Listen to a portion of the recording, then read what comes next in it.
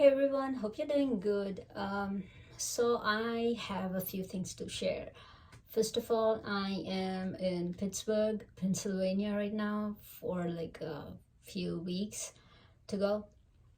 And one thing that I wanted to share about my traveling, where I came from India to here, I felt different energies in between.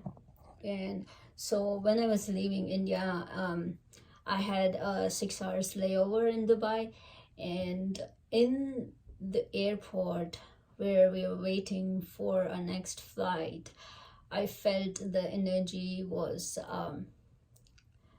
super hectic. Um, like the root energy, I was literally feeling that there was no bounding to root energy, and it was making me feel irritated more too, because with that I was like my base energy was also like getting shaked off. But that's a different part. What I felt was that the root energy was like continuously sweeping like that, because it was an airport and people, like everybody, were constantly on the go, and that's what I felt like really really prominently at the airport. And like when I came to Pittsburgh, it took me a day or two to ground myself to this place, because what happened is like it took me 24 hours to reach here from India. And while I like left there, I came here, my root energy was all in a very swift way moving, like I was continuously feeling it constantly. And it was a very interesting process. I like when I came here, I went to the ground, I stand there, and I kind of rooted my energy here, and that's how I started feeling like more grounded and more balanced emotionally too. It's very prominent right now. I'm understanding about root and base energy since a few months, I can say, that it affects us so much in our physical life. So like I have come to an understanding that everything and anything that we can like see physically and touch is all related to our base energy, root and base energy. So like if we want our life to have a solid bound, stability, it is necessary for us to have smooth and solid base energy and root energy, like grounded feeling that we get. And what else? Yeah, so that's like where our emotions also generates from. And it's how our day-to-day life goes too. Everything about root is all metaphysical, like you feel the strength, you feel the love, but what you do physically is all based on your root and base energy. And yeah, so exercising helps in that too. When you build your body, when you build your muscles, all your energy gets strengthened up, and your metaphysical abilities also like get the strength that it's needed for us to feel strong. Like it also like works in our brain too. When we work out, it releases serotonin and dopamine, which helps us to feel good, which directly helps our base energy to function properly.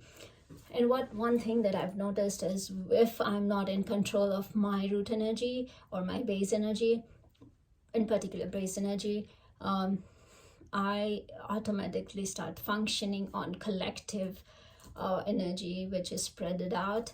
And I've noticed the difference between collective energy in India and collective energy in this country, in US, which is very different. And in a way, I could say that people here, living here in this country in the US, are kind of more fortunate to be here, because the collective energy over here is more relaxed compared to India.